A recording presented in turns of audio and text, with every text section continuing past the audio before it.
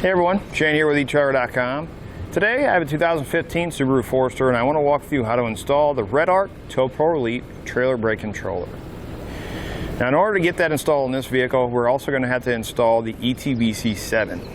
When we're thinking about brake controller on our vehicle, especially for a vehicle like this, the Subaru Forester, probably does not have a very high tow capacity. So you can see here, this is probably about as big as it's going to get for towing a trailer with brakes on it. That's going to be maybe a small pop-up. When we think about a brake controller though, we think about the traditional ones. It's like a little box that you got to mount it somewhere on your dash. It has to be mounted a certain way. If it's twisted at all or leaning a certain way or the angle's off, it can cause the brake controller to malfunction and not work correctly. Well, with the Redarc Tow-Pro Elite, they've fixed that. They've actually made it to where it's a little bitty knob. You can mount it pretty much anywhere on your dash that you can find enough room for the back, and the back's pretty small. The actual controller for it mounts anywhere under your dash as long as it's not connected onto factory wiring on a solid surface in any orientation, because it's going to learn the way that you're traveling or the direction that you travel. So it makes it really nice for installing this brake controller when you compare it to having to put one of the traditional types in.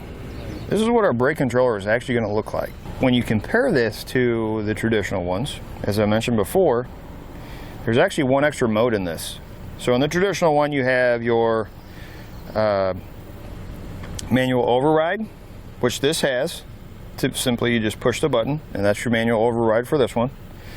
You have your proportional mode in your typical one, which what that means is when you apply the brakes in the vehicle, it's going to match that pressure going to the trailer. Now the numbers on the dial are basically the gain, or like the gain that is on the traditional brake controller. When you apply the brakes here in proportional mode, it's going to match the pressure on the trailer, but whatever number it is, it's going to gradually build to that number. Now the extra function that this one's going to have that the traditional brake controllers do not have, it's going to have user mode. And what user mode is let's say we are pulling a trailer, we're going down a gravel road, down a hill. As I mentioned, in proportional mode, when we set that, we apply a brake to the car, it's going to apply the same amount of pressure but gradually build to that number. In user mode, when we gradually apply the brake in the car, it's going to automatically go to that number we have set on the dial. So again, if we're going down a hill, gravel road, we have a trailer behind us, what we don't want is we don't want the brakes on the trailer to gradually apply and go up to that number, because we may end up sliding down the hill from the weight of the trailer. We want it to jump to that number so that the trailer is helping slow down the car as we're going down that hill. So once you get the brake controller installed, it's going to blink like this. Whether you, once you have it hooked up to the trailer, it's going to blink blue to green. What that means is calibrating the direction of travel. So again, as I mentioned, you can mount your main control unit in any orientation as long as it's mounted to a hard surface.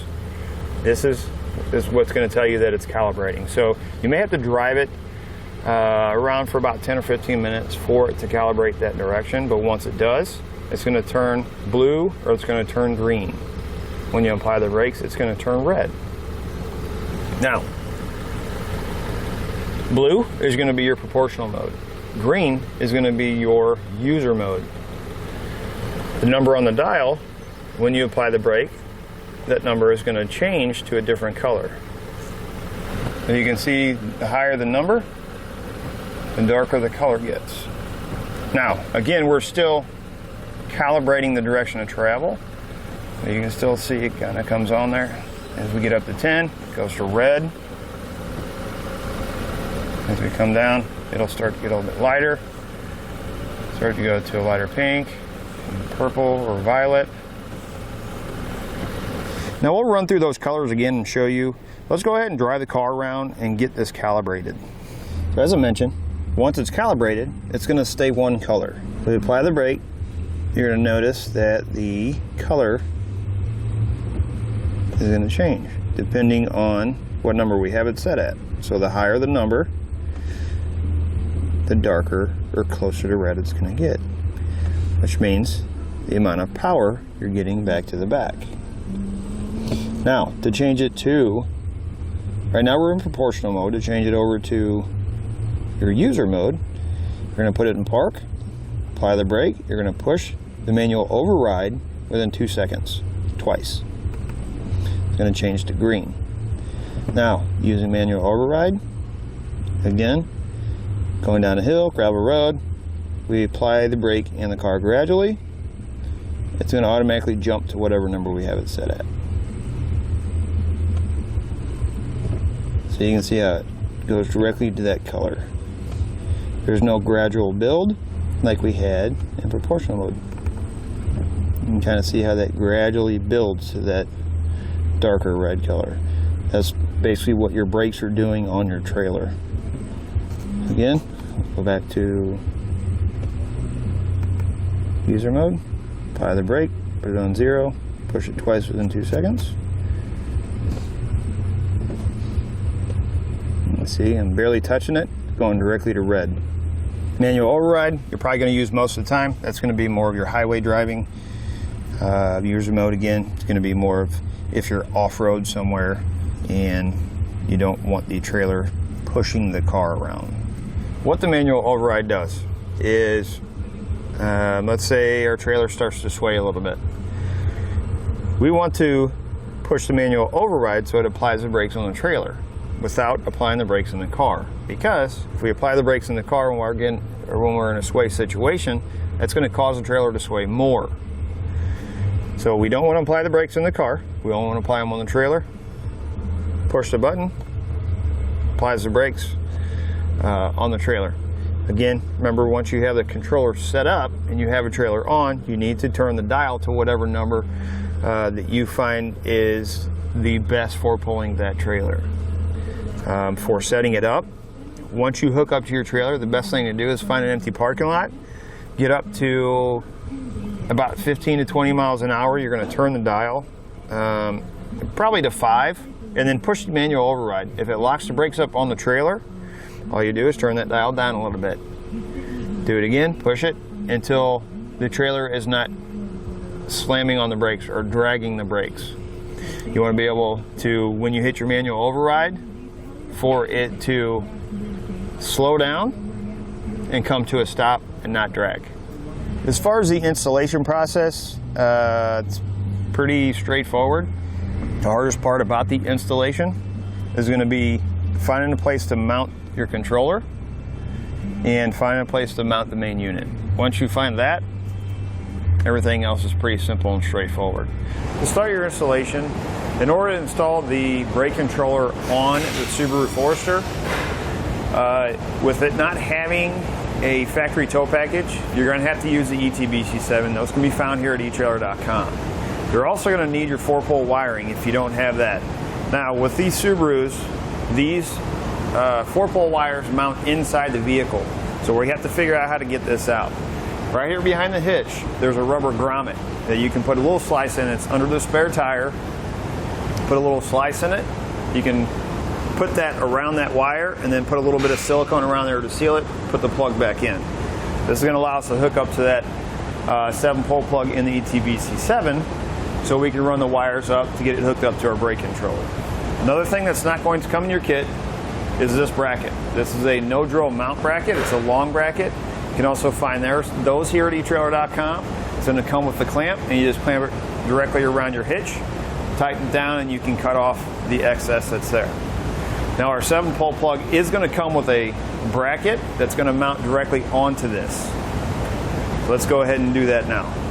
So the ETBC7 kit is going to come with your 7-pole plug and this bracket. We're going to mount this on this bracket first. So we'll feed our wires through and make sure both 4-pole plugs go through. And normally this would mount like this, and this 4-pole would be over here. But due to some of the height restrictions and the way I have it set up, I'm actually going to mount it this way. This can get a little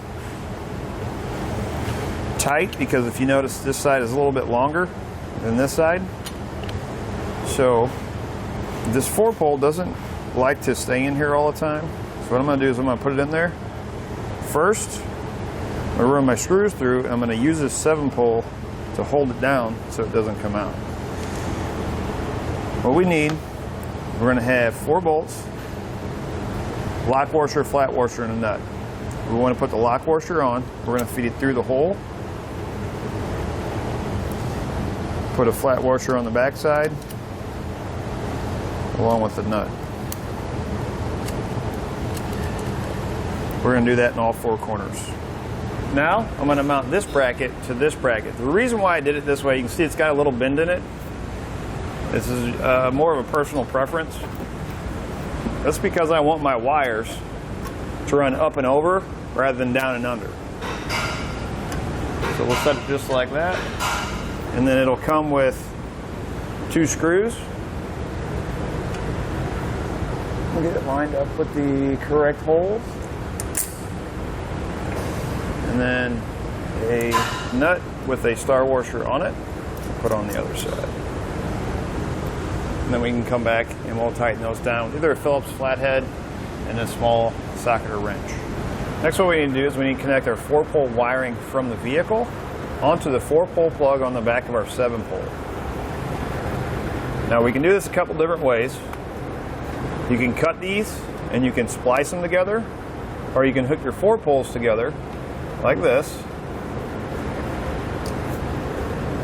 Get rid of that because we won't need it. We'll take a zip tie, we're going to run it around here, and then once we connect these 2, then we can tape everything together. Adding a zip tie on it is going to help ensure that those 2 plugs don't come apart. Now, the yellow wire is going to be for your reverse light signal. We're not going to be using it, so I'm just going to tuck it up here for now. We're going to be using the black and the blue. Black is going to be power. It's going to run up to our battery. Blue is going to be our brake signal output from the brake controller. Our white is going to be our ground, which we're going to do in a later step. We're going to go ahead and get these connected first. In your kit, you're going to get a roll of jacketed wire. On the inside, it's going to have a black wire and a white wire. The black wire is going to connect to the black wire on here. The white wire is going to connect to the blue wire. We're going to strip back both wires, black to black,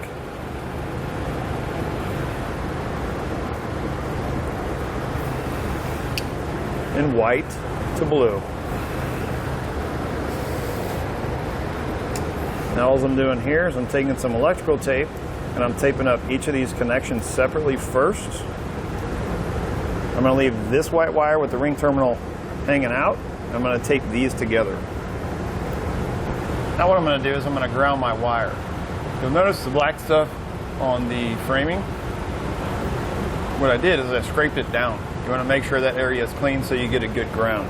The kit's going to come with a self-tapping screw to get that installed. And to make sure where you're putting it's a good piece of metal. You can see this is doubled up, so we should get a good ground from that.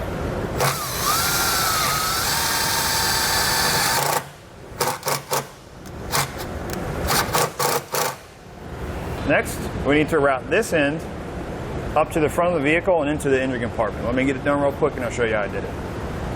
Now to get our wire ran up to the front of our vehicle, we want to make sure we're staying away from anything hot or moving. What I did is went over top the hitch because it sits right up against our spare tire pan. Went across like this, over top of my rear suspension. Went up above this bracket, right up here that'll hold it up from any of these moving parts down here. Came down behind this hard line. This cup right here at the top, it's a hard cup. It actually is a cup for this rear suspension component. I went over, around the inside of it, but stayed up top of it. Came down right here, went right through this part of the frame rail. I fed it over. See right here? Took a few little plastic screws off this edge, and you can see where my line runs from here all the way up to the front. Came out here, went over the top of this plastic panel here, right behind that hard line on the inside of my wheel well there, firewall area. What I use is an airline tube to get my wire pulled up there. You can use anything, wire hanger or anything like that. It's a little stiff that you can feed down. You can see there's plenty of space. And then once you get it up top, and you go up, and we'll make all the connections inside the engine compartment. Next, our wire that we pulled up, we need to cut the jacket off of it. You want to be careful when doing this so you don't nick the wire. Once you get it off and separated, you need to determine where you're going to put your circuit breakers. You're going to get 3 of them. You're going to get a 20 amp, 30 amp, and a 40 amp. This brake controller requires a 30 amp. The ETBC7 uses the 40 amp. So what I'm going to do is, you can see right here, it's marked right there, 40 amp and 30 amp. What we need to do is determine where we're going to mount them. Now I can mount them both up here, but I have to run to the battery, and I don't want to run over the top of this fuse panel in case somebody needs to get into it. I can extend the wire and come over this way or around this way, or right there is a nice flat spot. I can just trim this out, and I can mount both of these right here, make my connections to the battery, and then run inside through the firewall, which I think that's what I'm going to do, is I'm going to run them there. This is just cardboard. I'm just going to cut a square out of it.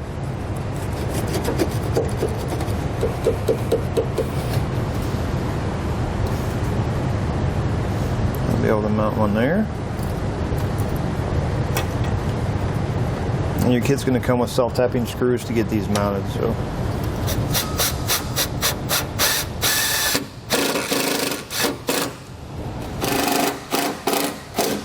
You get one mounted, repeat the process for the other one. Next thing we need to do, you need to keep in mind where your 40 amp and where your 30 amp is because that's going to determine how your connections are made. Our power wire coming straight from this 7-pole plug in the back. In your kit, you're going to get a few smaller ring terminals and a few bigger ones. For these connections, we're going to be using the smaller ones. What I'm going to do is my power wire coming from my 7-pole, connect it right to this silver post on the 40 amp circuit breaker.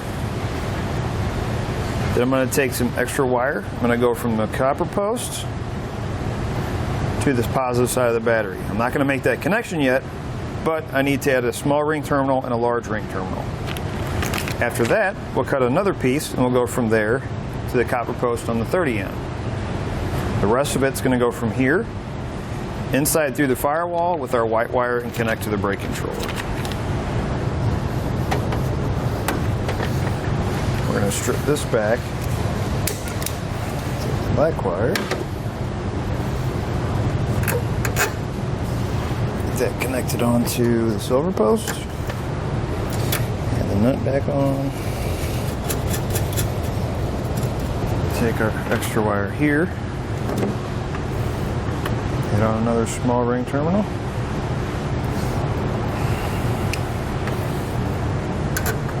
Go to our copper posts. Kind of wrap this like this. Trim that down and add on our large ring terminal.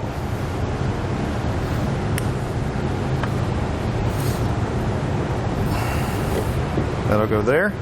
We're not going to make that connection just yet. I'm going to take another piece, trim it back, add on the other large ring terminal. This is going to be routed the same way, except I need to make it to go to that post.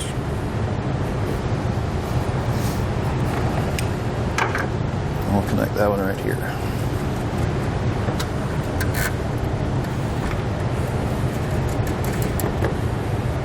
Our remaining black wire, we're going to strip back one end. We'll add on our last small ring terminal.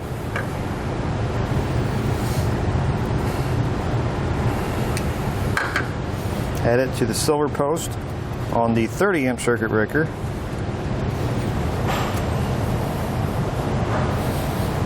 We're going to take this white wire, this black wire, and route it inside through the firewall into the driver's side floorboard.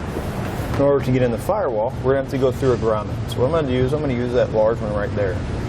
I double checked inside. I'm going to make sure you check in there to see that there's nothing behind it, because we're going to be putting a little slit in it to get our wires through. I'm just going to use a utility knife, and then what I'll do is I'll use my airline tube that I use to pull my wire up from underneath the vehicle. I'll use that to run it inside. Get them fed back in here first.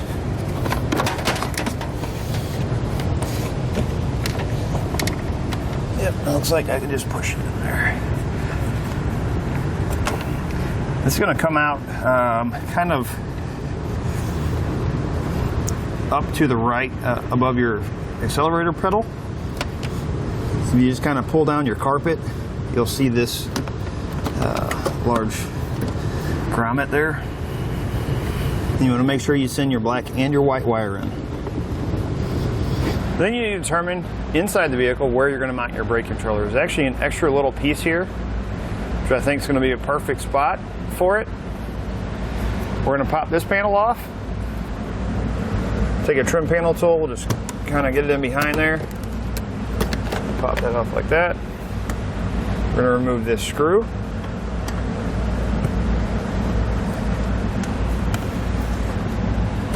We'll pop this out. And we're going to remove this panel here. All we're going to do is kind of pull out like this and break it loose. Now you don't want to pull too hard. You can see there's wires connected. We need to spin it like this. I need to remove that screw.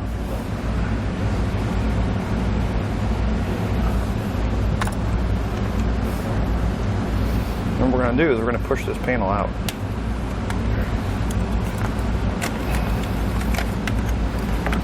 Go ahead and disconnect that.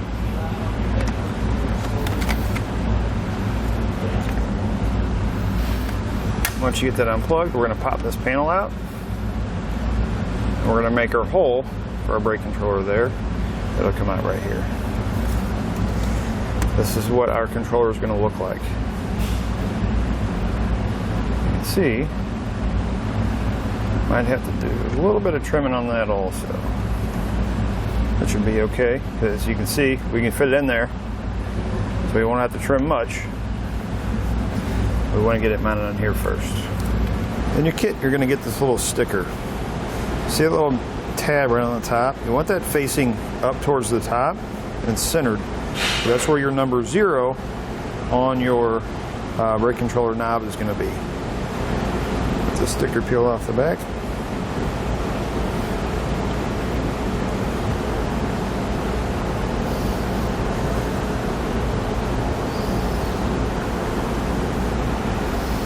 Now from here, what we're going to do, drill a pilot hole right in the center.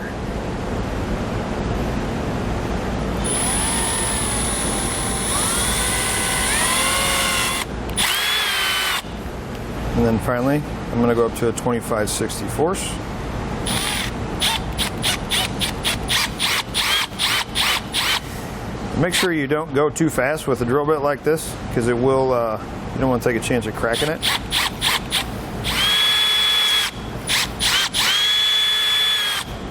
We're going to take the controller itself, and this is actually the most recent version. And actually the difference between it is this back piece is actually smaller, so it makes it a lot easier to mount this in different locations within your dash. We'll just take it, we'll go in from the back like this. You're going to have a little cleared nut. It'll look like this. It's going to slide down the inside, and you're going to thread it on.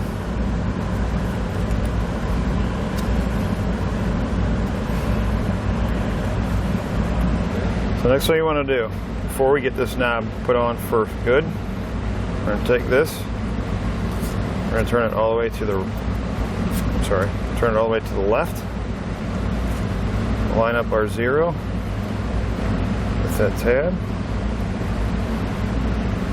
It goes from 0 to 10. You can see how I can push that. kind of click. You want to be able to do that, because that's going to be your manual override. If you cannot do that, you're going to have to make some adjustments until you're able to get that done. The adjustments you can make is you can pop this back off, and that little plastic nut that we put on, you can tighten that down a little bit more. You're going to have a wire that's going to come like this. This is another thing that is different about this one compared to the previous version. Is the previous version had a phone cord end, and it was stiff to about like this long. You can see this one's pretty easy to move, so again, this is going to make it a little bit easier to get it installed in different locations. Take this, we'll plug it into the back of our brake controller.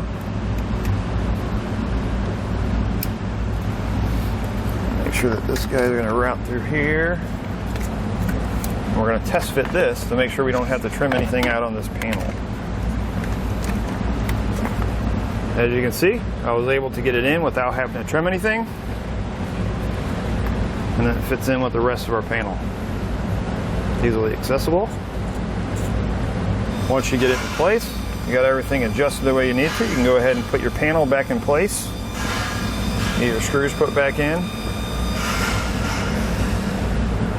And then get your side panel put in. Next, we need to determine where we're going to mount our control unit. Now, you can mount this in any orientation. The only thing we cannot do is we cannot zip tie it to factory wiring, because we want it to sit still so that it can determine how it's actually moving, the forward movement of the car. If we have it on any wires, those wires can move around and then it won't get a good reading. So what I'm going to do, I think I'm going to mount it just like this. Try and get it as far away from the footrest there, or pad, as possible. It's going to come with a couple self-tapping screws. We'll pop this off, just out enough, because there is wiring back there, and I don't want to take the chance of damaging it.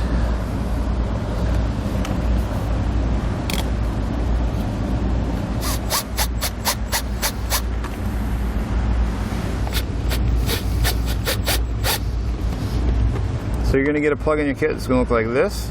It's going to go on one side, and then your plug coming out of your actual controller is going to plug in the other side. Before I plug this in, I want to get these wires so they're not hanging all over the place. I want to run them up around this bracket. Right up at the top here, it's actually open. Now my hands are kind of big. I'm going to try and get these wires to feed around there as much as I can.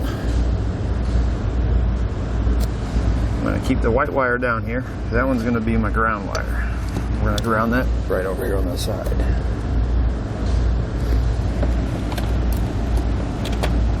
Our black wire that we ran in from outside is going to connect to black wire. That's going to be our power. Blue wire is going to hook to our white wire.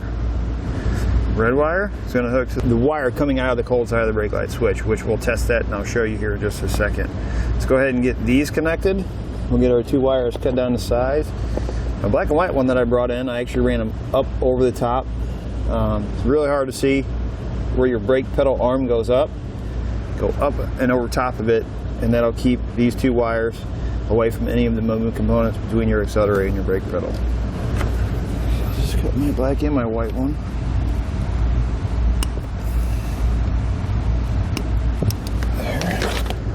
And again, blue wire.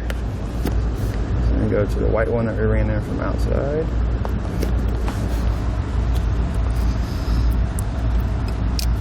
Black to black. Okay. Now, for our brake light switch. So this plug actually goes to the brake pedal switch on the brake pedal arm on the back side of it. What we're looking for is this white wire with a red stripe. Now how you test that is, we're going to get a test light, we're going to poke it right in the back. We only want our test light to come on when the brake pedal is depressed.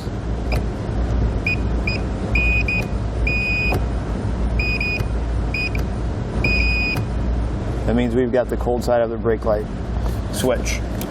So what we need to do is our red wire has to tie into it. We're going to take this connector. You need to get it around that wire. Get that wire inside of it. That. Close it up. We're going to take our red wire and run it in like that. We'll take a pair of pliers and we'll crimp that down. Once you get your red wire crimped in there, go ahead and close the cap up. Like that.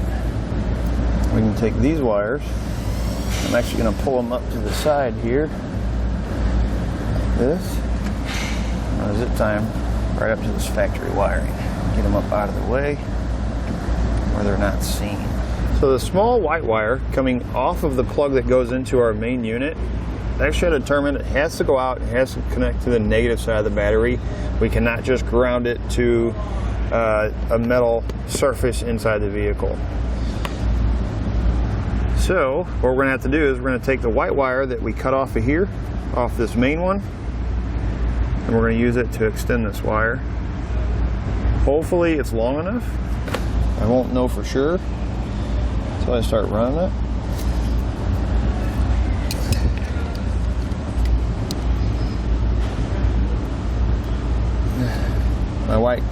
The white ground wire coming off the unit, I just ran it up around that bracket right up here the same way I did the other ones.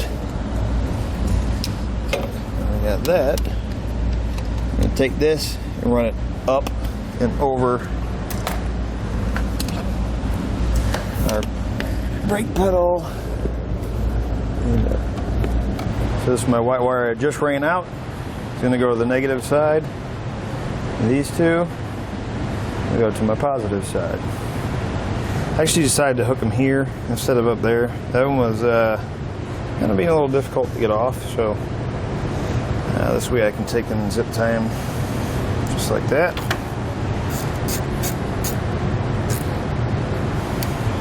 On our negative side, this is not actually, the nut's not actually made to come off all the way. So what we're going to do is we're going to cut a little chunk out of the ring terminal.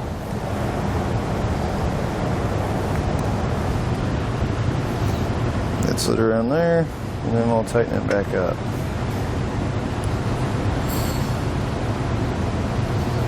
Now my airline tube that I used to pull the wire up in the beginning, what I did is I cut little pieces off it. I'm putting them on the prongs on these circuit breakers. That way I don't take a chance of any metal object touching either one of them. If you didn't use airline tube, I would suggest covering those up. You can take some electrical tape, wrap it around, and then pinch it over the top into the post. After that, you have wire loom that comes in your kit. You can cover up your wires, kind of clean up your install, and you're ready to go. It actually was the easier to mount. On the other ones, you had to drill 2 holes, where this one single hole, and you put the knob in, put the controller in, the knob in, and I think the hardest part about installing this is finding a place to put it and then getting to that spot, and then finding a place to mount the actual control unit, because you can't attach it to wiring. So it has to be hard mounted somewhere. Is there a the hardest things? So I think on the previous version, a drilling template was included. Is that something that's included with this one, or would it even be necessary? No, actually, to be honest, even in the previous ones, that template that they put in there, I don't even use it. I use the little ring that comes with it, even the one with the little LED light, as my template. So I'll actually tape that on with 2 pieces of tape, tape that in the spot where I'm going to put it, drill a tiny hole in the center, and then open it up to the size I need. Okay. So somebody might use a template. I don't. Okay. This one does not come with it. It comes with a little sticker. Okay.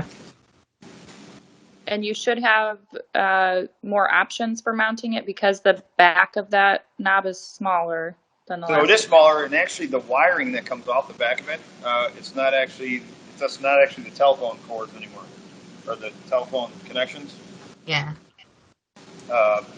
It's a small plug, and there's a lot of play in that wire. It's a smaller wire. It is a little bit shorter than the other one, but it is easier to route it and to get it connected, mounted in smaller places, for sure. So normally when you do a Tow-Pro, are there areas that you always avoid, or is it always just specific to that particular vehicle? Like you don't even know until you get in what's going to be behind the dash or the center console, or... Now I've done a few of them on Jeeps. If the Jeep, if it gets mounted in the center, typically if you have an automatic transmission with the shifter in the middle, there's usually a lot of stuff in that area in the middle. When you pop the panel off, there's not any room to mount that. Now with the new one, you may be able to get by with it. I know with the old one you couldn't. Yeah.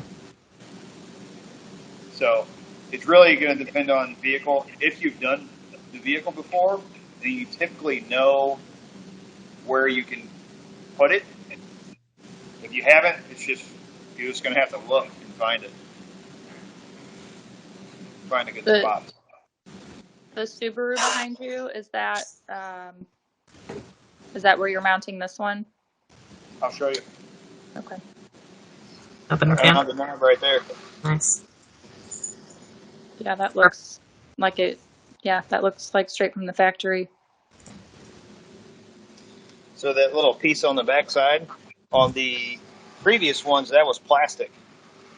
You actually had to make the hole where that little tip is at the top. Yeah. You'd actually make a second hole because that would fit down inside of it.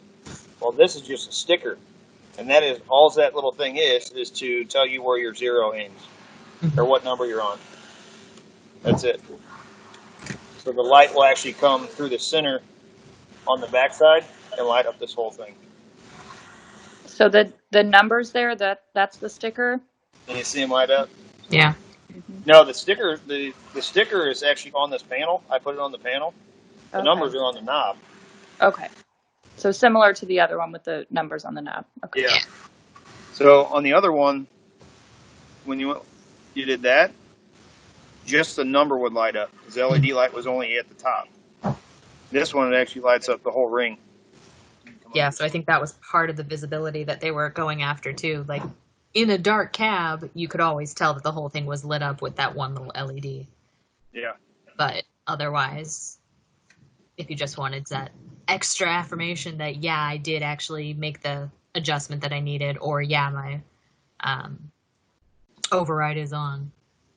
So that was just the little plate is already in there. I mean, you didn't actually use like one of the custom plates. That little plate was in there. You just drilled right through that. Yeah. And that was easy enough to route the wiring from there, I take it. It looks like it was just down below. So I mounted it as high as I could go here because of this, or I would have went up higher. Mm-hmm. But the emergency brake is in the center console, so there was really nowhere else on this car to mount that thing. Yeah, I mean, it's still pretty well hidden. It's not going to get in the way or anything, so, yeah.